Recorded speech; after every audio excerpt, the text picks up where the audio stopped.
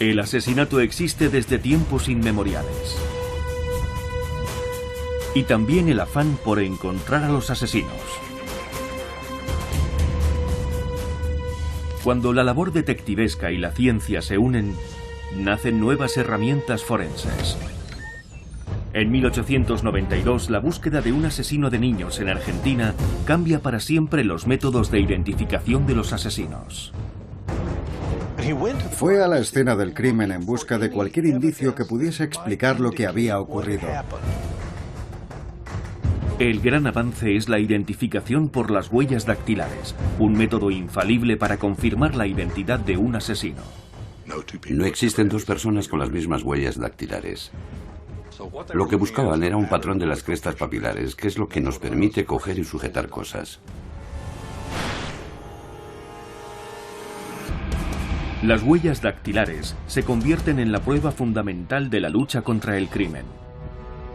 Pero un siglo más tarde son el eslabón perdido en un intento desesperado por encontrar a un asesino en serie, conocido como el acechador nocturno.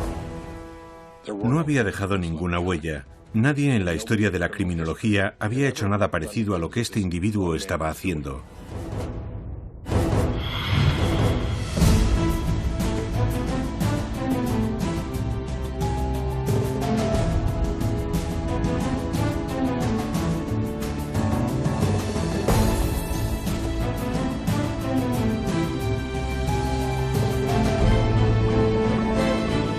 Técnicas forenses pioneras, huellas dactilares.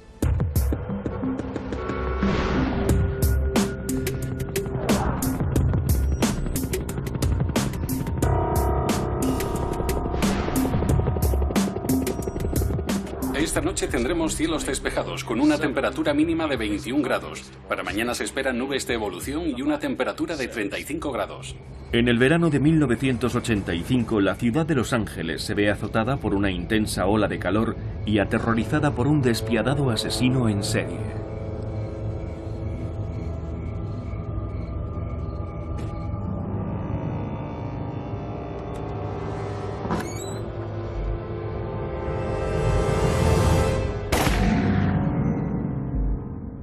El criminal actúa de nuevo y asesina a una mujer de 34 años, Dale Okazaki. Entrando y saliendo de la casa sin ser visto, como si fuera el señor de las tinieblas, de quien él mismo se cree discípulo. Lo único que deja en la escena del crimen es un inquietante símbolo satánico. Se las ingenió para entrar y salir de la casa, como si tuviese un poder sobrenatural. Era muy hábil allanando moradas, aunque tuviesen instalado algún sistema de alarma o sus habitantes estuviesen armados. Tenía muy asustada a la gente. Y tienen sobrados motivos para estarlo.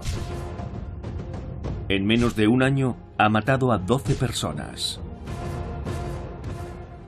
Son crímenes espantosos. Algunas víctimas fueron torturadas y maniatadas. Las escenas más grotescas presenciadas en toda su carrera. Era evidente que cada vez iba a más. Estaba claro que si no le paraban los pies, los ataques iban a ser cada vez más frecuentes y más continuos. Mientras la mayoría de asesinos en serie busca un perfil de víctimas determinado, el acechador nocturno no sigue ningún patrón que ayude a la policía. Elegía a sus víctimas al azar. A diferencia de otros asesinos en serie que atacan a un determinado tipo de personas o en lugares concretos, él estaba atacando de forma tan indiscriminada que era una amenaza para todo el mundo.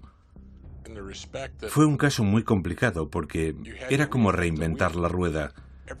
Los perfiles de los criminales se basan en casos ocurridos anteriormente, pero hasta entonces nadie en la historia de la criminología había hecho nada parecido a lo que este individuo estaba haciendo.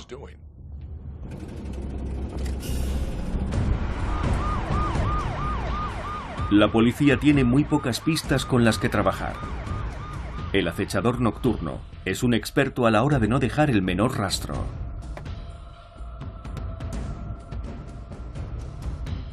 Era una persona extremadamente metódica.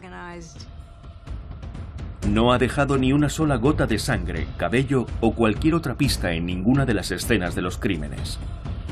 Pero lo que la policía busca con mayor ahínco es una prueba que puede ser crucial para desvelar la identidad del acechador nocturno.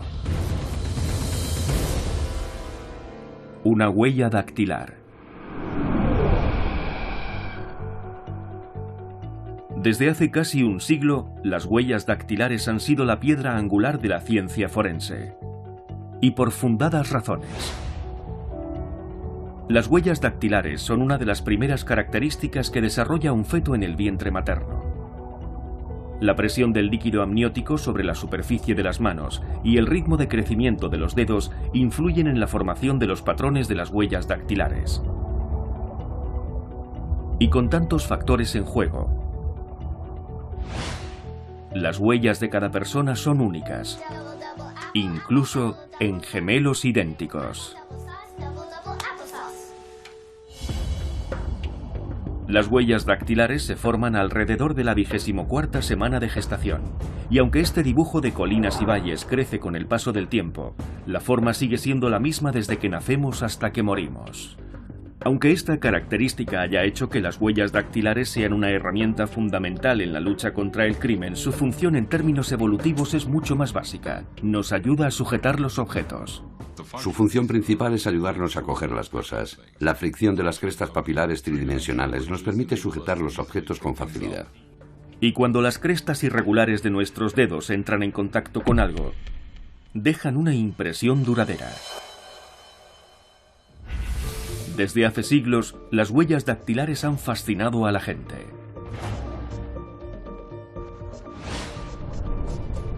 En el año 220 a.C., los chinos usaban las huellas para firmar documentos legales, sin saber todavía hasta qué punto eran completamente únicas.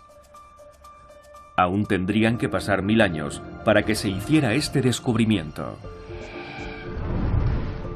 En 1684, el médico inglés Nehemiah Grew publicó el primer análisis científico de las crestas papilares que aparecen en los dedos y las palmas de las manos. 100 años más tarde, en 1788, el anatomista Johann Mayer fue un paso más allá y sostuvo que no había dos personas con las mismas huellas dactilares. Pero no fue hasta el siglo XIX cuando la ciencia de las huellas dactilares jugó por primera vez un papel fundamental en una investigación criminal.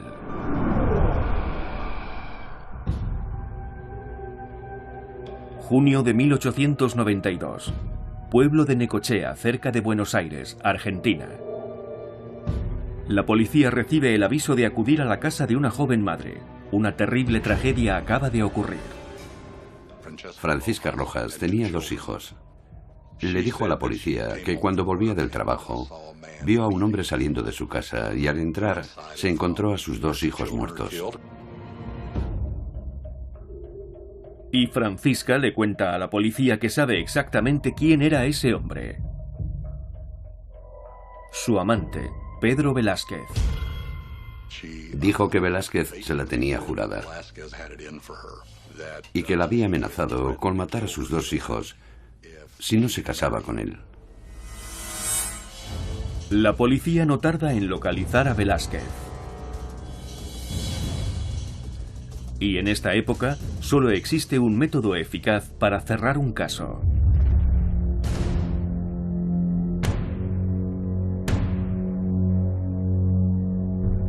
Interrogar al sospechoso hasta arrancarle la confesión. Y al parecer no fueron muy amables con él. Le golpearon salvajemente y le torturaron. Así es como se hacían las cosas. Durante 3 días, Velázquez soporta todas las vejaciones de la policía. Le hicieron incluso lo que llaman el submarino, que consiste en sumergirle la cabeza en agua repetidas veces. Y pese a todo, no confesó el crimen. El sospechoso no flaquea en absoluto. Así que Eduardo Álvarez comienza a plantearse si no habrá otra manera de averiguar si Velázquez es culpable o no. Él no era partidario de aquel tipo de interrogatorios.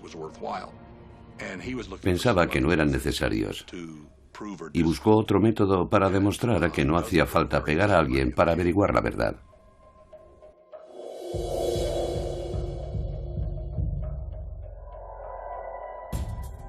Álvarez fue a la escena del crimen en busca de cualquier indicio que pudiese explicar lo que había ocurrido.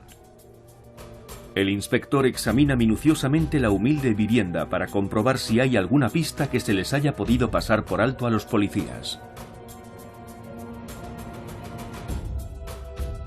Pero no encuentra nada. Hasta que se fija en el marco de la puerta.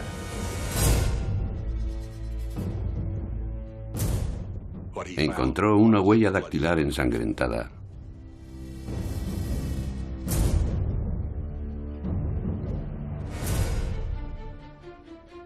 Cuando habló con la señora Rojas, ella le había dicho que cuando entró y encontró a sus hijos, no había tocado a los niños, no había tocado nada de la casa y había salido corriendo. Lo que solo puede significar una cosa. La huella pertenecía probablemente al asesino. Álvarez no es un experto en anatomía, pero se pregunta si se podría comparar la huella dactilar encontrada con las huellas del sospechoso. Es una idea revolucionaria y en ese momento aún es imposible saber si podría dar resultado. Entonces no existían técnicas para el análisis de huellas, no existía el espolvoreado o las cámaras para huellas dactilares como tenemos en la actualidad, así que hizo lo mejor que podía hacer, cortó el marco de la puerta. Nunca se había comparado una huella dactilar encontrada en la escena de un crimen con la de un sospechoso bajo custodia policial. Una idea revolucionaria con resultados sorprendentes. En el siglo XIX, en Argentina, el inspector Eduardo Álvarez está llevando hasta el límite las posibilidades de la ciencia forense. Confía en poder demostrar si un sospechoso de haber asesinado a 2 niños es culpable o inocente. Y lo va a hacer con un método que nadie ha probado hasta entonces. Utilizando una huella dactilar sangrienta encontrada en la escena de un crimen.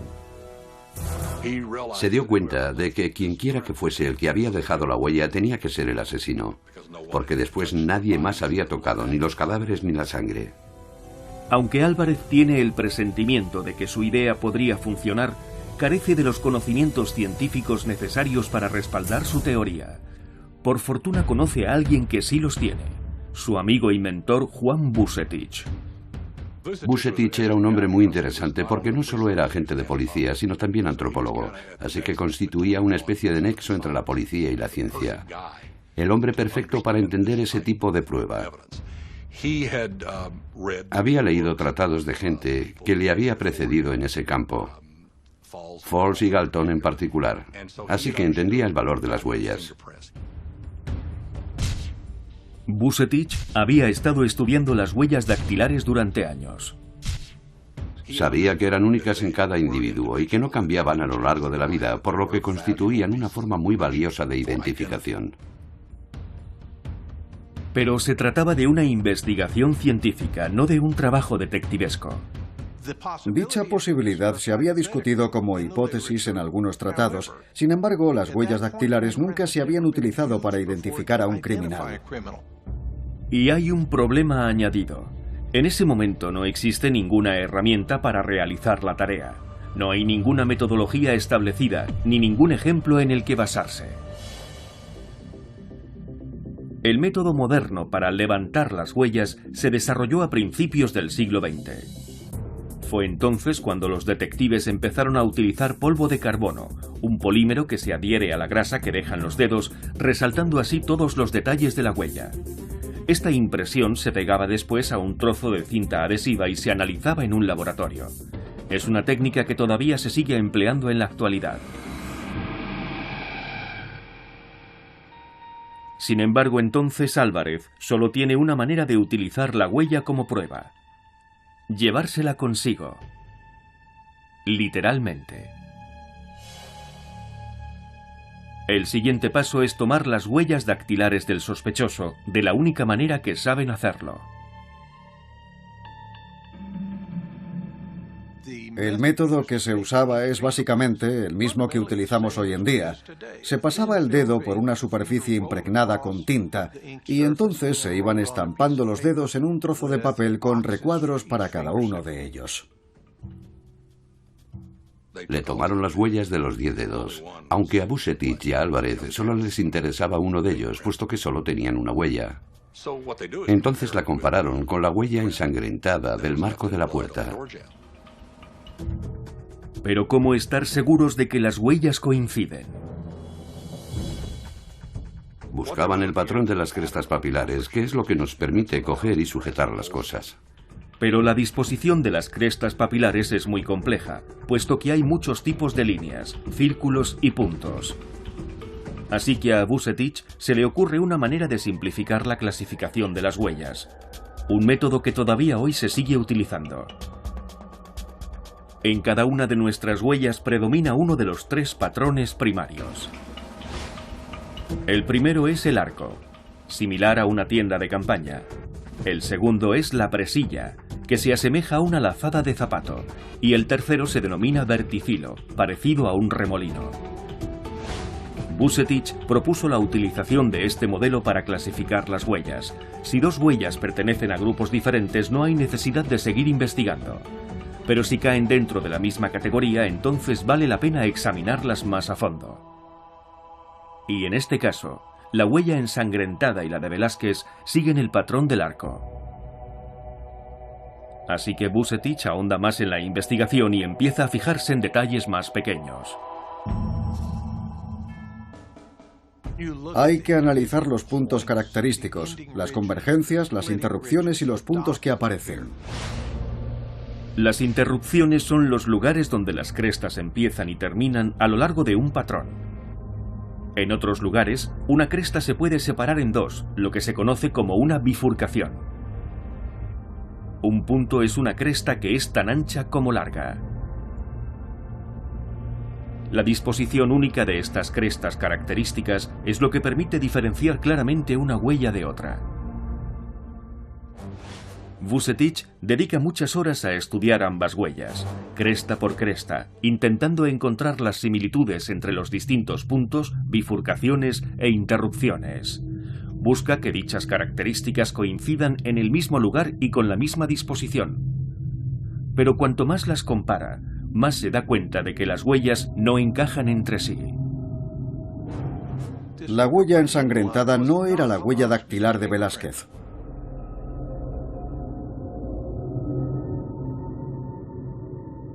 Si la huella no era de Velázquez, no había nada más que le vinculase con la escena del crimen. La policía está desconcertada. Si la huella no la había dejado Pedro Velázquez, ¿de quién era entonces?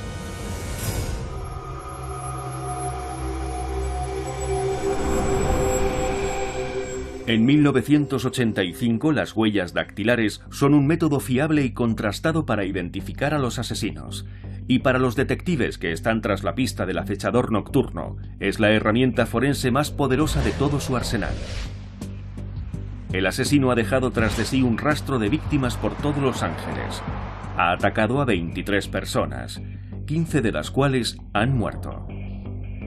Pero 8 han logrado salvar la vida.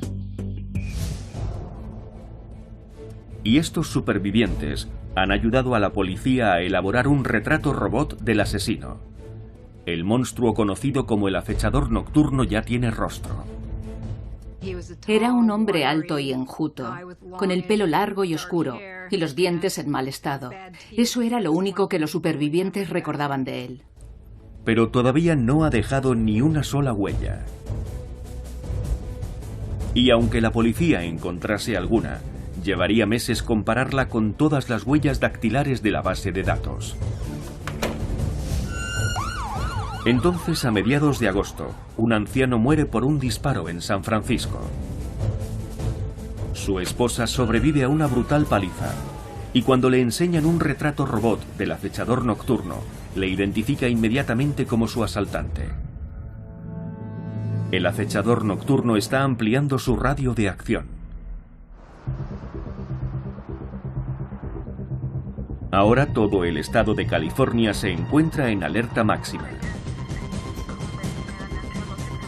Los investigadores revisan de nuevo todas las escenas de los crímenes, buscando nuevas pistas. Hasta el momento, el acechador nocturno ha tenido suerte, pero su próximo ataque lo cambiará todo. 28 de agosto. Domicilio de Bill Carnes y Renata Gunther al sur de Los Ángeles. Ambos se están arreglando para salir. El acechador nocturno retira la mosquitera de una ventana y se cuela en el interior de la vivienda, acercándose a la desprevenida pareja. El asesino dispara a Bill en la cabeza. Después dirige su atención hacia Renata y le ordena que diga que ama a Satanás para después abusar sexualmente de ella.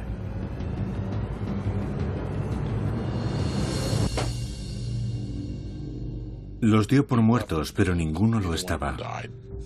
El acechador nocturno huye con un fajo de billetes y un puñado de joyas. Renata está atada, pero todavía consciente, y antes de marcharse el agresor le dice: diles que el acechador nocturno ha estado aquí, pero ella va a contarle a la policía algo mucho más crucial. Consiguió acercarse a la ventana y vio el coche que conducía. Pudimos identificar el color, la marca y el modelo del coche, además de la matrícula. Hicimos pública la información, diciendo que estábamos buscando ese coche en particular. 2 días más tarde, la policía tiene un golpe de suerte.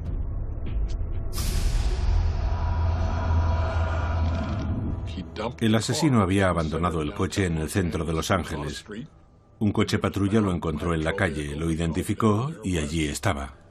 De repente la investigación cobra nuevos bríos. No había dejado huellas en ninguna de las otras escenas de los crímenes en las que habíamos estado. Pero esta vez podría ser diferente. Cuando los investigadores empiezan a examinar el coche, buscan 2 tipos de impresiones. Las huellas visibles, que se conocen como huellas patentes, que son las que se ven cuando los dedos han tocado sangre, suciedad o grasa. Y las huellas ocultas, llamadas huellas latentes, que necesitan ser resaltadas para hacerlas visibles. Y la herramienta para hacer aparecer las huellas latentes como por arte de magia es muy sencilla: polvo.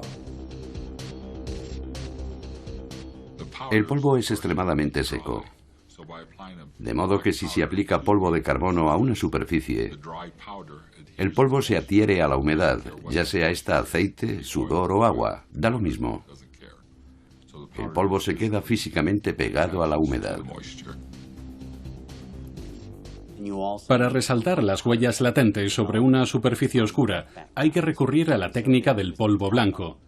De modo que utilizaron un polvo a base de talco que hizo que las crestas papilares se viesen de color blanco. Polvo de carbono para superficies claras y polvo blanco para superficies oscuras. Ambas técnicas crean un gran contraste que vuelve las huellas visibles. Pero ¿cómo se pueden crear estos contrastes cuando la superficie es multicolor como la portada de algunas revistas? O irregular y rugosa como el grano de la madera? En estos casos, los expertos recurren al polvo fluorescente. Dicho polvo se aplica sobre las superficies de la misma manera que el polvo de carbono o el polvo blanco.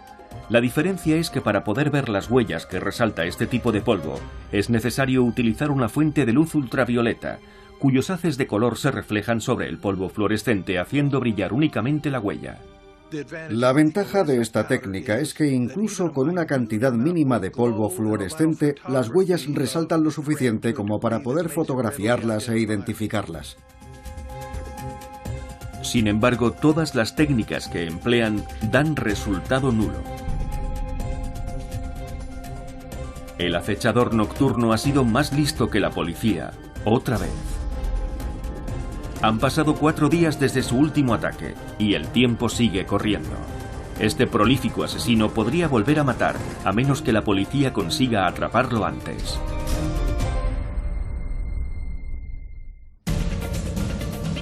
La policía solo dispone de 2 pistas cruciales para encontrar al acechador nocturno. Un retrato robot elaborado gracias a las descripciones de los supervivientes y el coche que utilizó para perpetrar su último ataque, que fue encontrado abandonado en un aparcamiento 4 días más tarde. Los expertos en huellas han estado examinando el coche a conciencia, pero los métodos tradicionales de espolvoreado han resultado estériles. Y el tiempo se acaba. Desde que una huella latente queda impresa sobre una superficie, el tiempo corre en contra de la investigación, porque el residuo se va evaporando y degradando paulatinamente, haciendo cada vez más difícil la obtención de una huella visible, una huella viable que se puede identificar. La policía decide utilizar entonces un aparato revolucionario para detectar huellas dactilares. Un láser. El láser, un rayo de luz altamente concentrado, se inventó en 1960. A finales de la década de 1970 empezó a utilizarse en la detección de huellas dactilares. A diferencia del polvo, que requiere unas condiciones húmedas, como por ejemplo grasa o sudor para adherirse y hacer visible una huella, el láser no necesita humedad para resaltar una huella dactilar. Cuando el rayo de luz incide sobre una superficie, ilumina ciertos compuestos como el sodio y la glucosa, que quedan como residuos cuando la huella se seca. La introducción del láser para la detección de huellas dactilares supuso un avance revolucionario, pero su uso era aún muy limitado. Los primeros láseres eran muy voluminosos y necesitaban sistemas de refrigeración. No era muy práctico transportarlos a la escena de un crimen y había que llevar las pruebas al laboratorio para analizarlas. En la década de 1980 se inventaron los láseres de mano portátiles para poder llevarlos a las escenas de los crímenes. Utilizando el láser como una linterna, los investigadores pueden peinar una zona en busca de huellas mediante un haz de luz de 15 centímetros de diámetro. Y en 1985 el departamento del sheriff del condado de Orange tenía el único láser portátil de toda la costa oeste. Nunca lo habían utilizado hasta ahora. El coche del acechador nocturno va a ser objeto de una prueba pionera.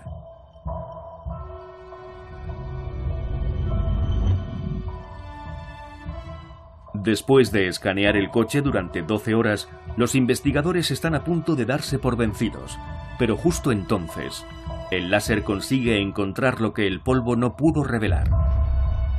Detecta una huella en el espejo retrovisor. El acechador nocturno ha cometido un error fatal que, de no haber sido por la tecnología láser, habría pasado desapercibido. Se olvidó de limpiar el espejo después de ajustarlo. Esa huella podría llevar a la policía hasta el asesino. Era una prueba muy clara y definitiva. Se trata de un gran avance para la investigación, pero aún queda un trabajo muy importante por hacer: encontrar al hombre que dejó esa huella. Encontrar a un criminal gracias a las huellas dactilares no deja de ser una idea revolucionaria en la Argentina del siglo XIX. Los 2 hijos de Francisca Rojas han sido asesinados y ella ha acusado directamente a su examante. El inspector Eduardo Álvarez y su mentor Juan Bucetich están investigando las huellas dactilares para esclarecer la verdad. Las huellas de su único sospechoso no encajan con las que se encontraron en la escena del crimen. Y por horrible que pueda parecer, la única persona que podía estar en la escena del crimen es la madre de los niños asesinados, Francisca Rojas. La declaración de la señora Rojas situaba únicamente a 2 personas en la escena del crimen, ella y Velázquez, al que acusaba de la muerte de sus 2 hijos. Solo había 2 personas implicadas en el crimen, las únicas sospechosas. Los investigadores vuelven a interrogar a Francisca Rojas. Pero ella mantuvo su versión de los hechos y negó estar implicada. El inspector Álvarez decide comparar sus huellas con las de la escena del crimen para saber si está mintiendo.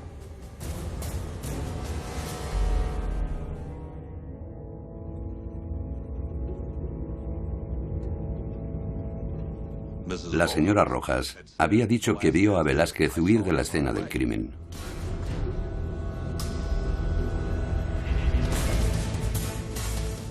Pero esta vez, la ciencia tiene la última palabra.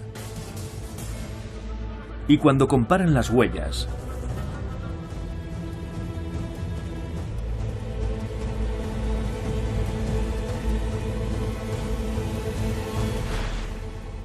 coinciden a la perfección. Esta madre mata a sus propios hijos y acusa a un hombre inocente, su antiguo novio. Le presentaron la prueba que tenían contra ella y le dijeron que eso demostraba que les había mentido, que sí había tocado a sus hijos y que esa era su huella. Entonces ella confesó el crimen y explicó que lo había hecho para tenderle una trampa a Velázquez porque estaba enfadada con él. Por primera vez en la historia, la policía ha utilizado las huellas dactilares para identificar a un sospechoso de asesinato. Y el criminal ha resultado ser la propia madre de los niños. Pero aún queda una incógnita pendiente. ¿Por qué mató la señora Rojas a sus propios hijos? Finalmente se sabe que el hombre al que acusó de los asesinatos no era su único amante. Tenía otro, y estaba dispuesta a hacer cualquier cosa por conservarlo. La verdad era que el caballero con el que mantenía una relación le había dicho que se casaría con ella si no tuviera hijos, así que mató a sus hijos para no tener ningún obstáculo que le impidiese estar con su amante. Gracias a una sola huella ensangrentada, Francisca Rojas es sentenciada a cadena perpetua y al mismo tiempo comienza una nueva era en la lucha contra el crimen. Juan Vucetich revolucionó la investigación criminal al establecer un sistema científico para comparar y analizar los arcos, las presillas y los verticilos que conforman una huella dactilar. Fue la primera persona que realizó una identificación dactilar en un caso criminal. Vucetich siguió trabajando para difundir sus ideas e impulsar su sistema. Y de hecho, este sistema fue el que se estableció en gran parte del mundo y hoy en día todavía se sigue utilizando. Después de utilizarse por primera vez en un pequeño pueblo de Argentina, el sistema de identificación dactilar se convirtió en una de las principales herramientas forenses en todo el mundo. El 21 de agosto de 1911, el cuadro de la Mona Lisa es robado del Museo del Louvre. Una sola huella dejada en el marco cristal condujo a la policía hasta el ladrón de arte Vincenzo Perugia. En 1934, el ladrón de bancos John Dillinger intenta quemarse las yemas de los dedos con ácido. Su tentativa fracasa, ya que algunas de sus crestas papilares siguen quedando visibles una vez curadas las quemaduras.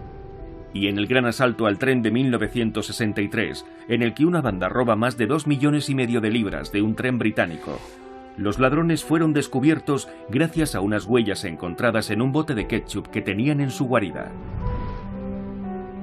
En la actualidad, la mayoría de los criminales lleva guantes por precaución, pero a veces hasta los criminales más cautos cometen errores. Incluso el asesino en serie conocido como el acechador nocturno.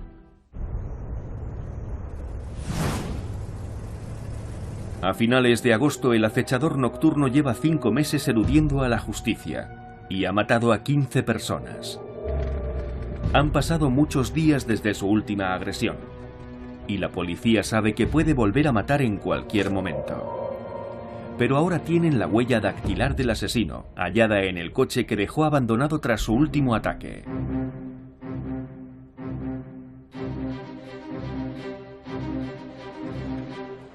El problema es que solamente en el registro de huellas dactilares del condado de Los Ángeles hay más de 1 millón de fichas.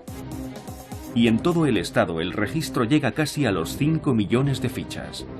Encontrar las huellas manualmente va a ser como buscar una aguja en un pajar gigante. Un solo detective habría tardado unos 67 años en llevar a cabo la comparación de esa huella dactilar con todas las almacenadas en el registro. Por suerte, no será necesario. La ciencia forense está a punto de experimentar un enorme avance que hará que algún día la comparación manual se quede obsoleta. Acababan de implantar un sistema computarizado para comparar huellas dactilares con todas las huellas incluidas en una base de datos.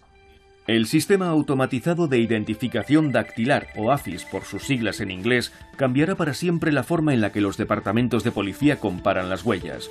Mientras que el sistema de clasificación diseñado por Juan Vucetich 100 años antes se basaba exclusivamente en la observación y comparación entre registros en papel, el AFIS permite guardar registros digitales de las huellas dactilares de los delincuentes. Es capaz de comparar las huellas de un desconocido con todas las registradas en su base de datos en mucho menos tiempo. Los investigadores suelen enviar huellas dactilares latentes en forma de fotografía o en cinta adhesiva. Una vez recibida la huella, los forenses expertos la escanean para crear una imagen digital. El ordenador analiza las crestas papilares y detecta las interrupciones y las bifurcaciones. A partir de ahí, el ordenador elabora un mapa o constelación con las posiciones relativas de dichos puntos. A continuación busca otras constelaciones similares en la base de datos. Ahora podemos buscar una huella dactilar obtenida en la escena de un crimen sin un sospechoso en concreto. El programa AFIS puede comparar una huella latente con millones de posibles coincidencias. Lo que antes podía llevar meses o incluso años, ahora puede hacerse en pocos instantes. En televisión o en el cine, da la impresión de que el ordenador busca entre millones de huellas dactilares y encuentra una coincidencia exacta. Entonces, la huella latente y la de la base de datos se superponen perfectamente, y el ordenador no deja de parpadear indicando que ha hallado una coincidencia, pero eso no ocurre así. Lo que hace el ordenador es dar una lista de posibles candidatos, y el analista tiene que comparar manualmente hasta encontrar la coincidencia. A mediados de la década de 1990, los sistemas computarizados de cotejado de huellas dactilares estaban por todo Estados Unidos. El FBI tiene alrededor de 70 millones de huellas dactilares, 70 millones de huellas individualizadas en sus ficheros. Aparte de eso, cada estado tiene su propia base de datos y muchas grandes ciudades cuentan también con sus propios ficheros. En la actualidad existe una versión internacional de AFIS, y la policía de todo el mundo puede acceder a una red que puede comparar una huella encontrada en Zimbabue con la de un sospechoso en Kansas. En 1985, en plena ola de crímenes del acechador nocturno, el sistema está dando sus primeros pasos. Pero los investigadores confían en que AFIS conseguirá encontrar una coincidencia con la huella encontrada en el coche del acechador nocturno. Es más que probable que el hombre que está dejando semejante rastro de muerte por toda California tenga un historial de delitos graves. La huella se envió posteriormente al Departamento de Justicia de Sacramento, en California.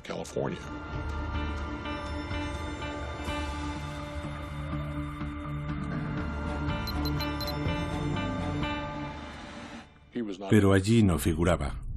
El acechador nocturno no está en el sistema AFIS.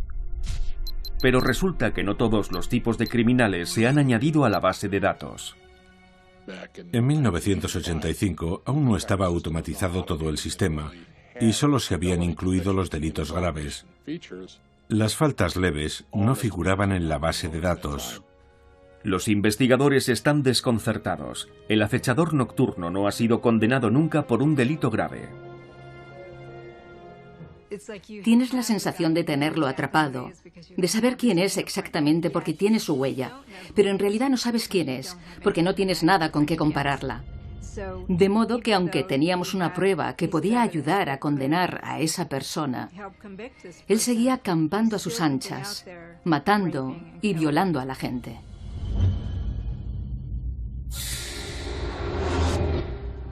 Los detectives tienen la impresión de haber regresado al punto de partida, pero todavía disponen de una baza para estrechar la búsqueda, el retrato robot del acechador nocturno elaborado a partir de la descripción hecha por los supervivientes.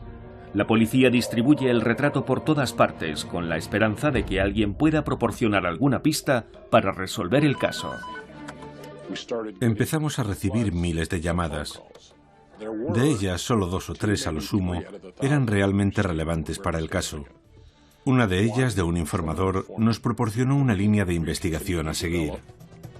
El informador, un estafador de poca monta, cree que la persona del retrato robot se parece a un ladrón de coches al que en la calle conocen como el despeinado. Era un apodo en español, una palabra que designa a una persona desaliñada o despeinada, porque solía llevar el pelo revuelto. El informador va un paso más allá y da a la policía su verdadero nombre: Richard Ramírez. Enviamos la información al Departamento de Justicia de San Francisco. Buscaron manualmente en el registro de delincuentes y encontraron a 8 personas con ese nombre. 8 hombres con antecedentes criminales llamados Richard Ramírez. 8 posibles sospechosos de entre millones. ¿Pero es realmente uno de ellos el acechador nocturno? Las fichas con las huellas dactilares de los 8 sospechosos se extraen manualmente de los archivos. Compararon las 8 huellas con la encontrada en el condado de Orange. Y esta vez hay una coincidencia exacta. El Richard Ramírez que están buscando es un hombre de 25 años sin ocupación conocida, oriundo de El Paso, Texas. Ramírez tiene antecedentes por posesión de drogas y robo de coches. Incluso ha pisado la cárcel durante un breve periodo por un delito menor. Y sus huellas todavía no figuran en el sistema AFIS. Inmediatamente imprimimos la foto del señor Ramírez. El día 30 de agosto a las 3 de la tarde llevé la foto al informador y me dijo que aquel era el hombre del que nos había hablado. Una sola huella dactilar ha bastado a la policía para hacer una identificación positiva del acechador nocturno, pero aún no conocen su paradero. El 30 de agosto de 1985 la policía da una rueda de prensa en la que por primera vez se hace público el nombre del sospechoso. El cerco se va estrechando. Incluso el acechador nocturno puede sentir la presión. Vio su foto en el periódico y entonces se dio cuenta de que estaba en apuros. Todo el mundo había visto su fotografía. Todo el mundo sabía que aquel era el hombre que buscaba la policía. 31 de agosto de 1985, cuando Ramírez está intentando robar un coche, un grupo de personas le reconoce y le ataca en medio de una calle residencial. Le persiguieron, le golpearon y lo retuvieron en el suelo hasta que llegaron los agentes del departamento del sheriff del condado de Los Ángeles.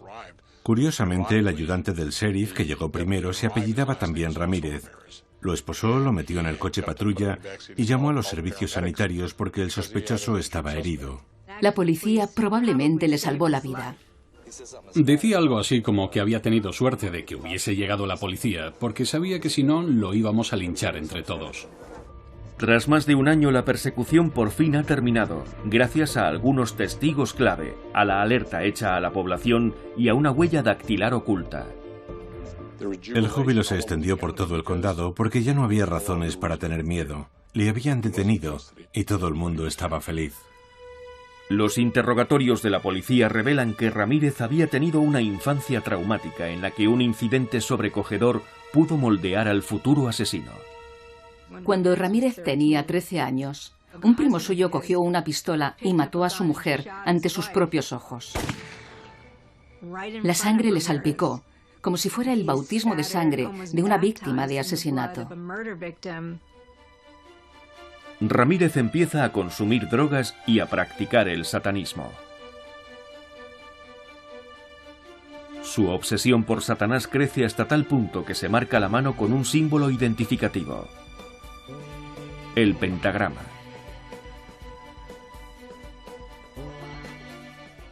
Creía que cuanta más gente matara, mejor estaría sirviendo a Satanás como un fiel servidor, y que Satanás nunca dejaría que le pillasen. En septiembre de 1989, Richard Ramírez es juzgado y condenado por 13 asesinatos, 5 intentos de homicidio, 11 agresiones sexuales y 14 robos. Le sentencian a la pena de muerte.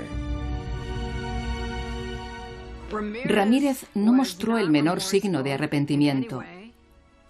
Cuando le sentenciaron dijo: "No importa, la muerte es algo inherente al ser humano, siempre ha sido así". Y añadió: "Nos vemos en Disneylandia". Esa era la imagen que quería presentar ante los demás, la de una persona a la que no le preocupaba nada, y nada le importaba. Y en cierto modo, esa fue la constante de su vida. Era un don nadie que no tenía nada. Albergaba un gran resentimiento contra todo el mundo y era incapaz de encontrar una motivación para darle sentido a su vida. Y todo eso le había llevado precisamente a convertirse en lo que era. Ramírez murió en 2013 a la edad de 53 años a causa de una insuficiencia hepática cuando todavía aguardaba su orden de ejecución. Las huellas dactilares ayudaron a cerrar el caso del tristemente célebre acechador nocturno, pero incluso en la época de los análisis de ADN, la antigua técnica de toma de huellas de hace ya más de un siglo sigue siendo muy importante en la lucha contra el crimen. Al igual que el ADN, las huellas dactilares son únicas en cada persona y la tecnología para encontrar dichas huellas mejora cada día. Cada vez somos más eficientes cuando se trata de tomar huellas. Es lo que llamamos captura electrónica para escanear las huellas dactilares, digitalizarlas y almacenarlas en una base de datos. Las huellas dactilares se pueden capturar digitalmente en la escena de un crimen, transmitirlas directamente al departamento de policía correspondiente, realizar su búsqueda en la base de datos AFIS e identificarlas antes de que el técnico que las tomó haya tenido tiempo de guardar de nuevo su instrumental y volver a la comisaría. En la actualidad, los escáneres de huellas dactilares pueden buscar y comparar huellas latentes de manera más eficiente que nunca, mejorando la claridad de huellas parciales o borrosas hasta crear imágenes digitales perfectas. También se han desarrollado nuevas técnicas que permiten encontrar huellas en casquillos o en proyectiles de bala, aunque hayan sido limpiados a conciencia. Esta técnica funciona detectando los diminutos rastros de corrosión en el metal provocados por la sal que exudamos por los dedos de las manos. Y con la tecnología de última generación, la identificación de huellas dactilares que manualmente llevaba meses comparar, ahora se hace en cuestión de segundos. Muy pronto la ciencia de las huellas dactilares llegará a ser aún más sofisticada. En el futuro la ciencia llegará más allá de una simple toma de huellas de las palmas de las manos o de los dedos. Habrá maneras de comparar los pliegues de las muñecas o las huellas de los codos. En el futuro se utilizarán muchas más impresiones de la piel, aparte de las dactilares. Pero siempre se volverá al punto de partida, a estas espirales de carne que se forman en el vientre materno y que llevamos inmutables hasta la tumba. En la actualidad, incluso los criminales más astutos siguen dejando impresas sus huellas dactilares, sin tener siempre en cuenta que van dejando un rastro de los lugares donde han estado y de quiénes son. Y los científicos forenses aprovecharán estas pruebas para ayudar a la policía a capturarlos. Y así seguirá siendo durante mucho tiempo.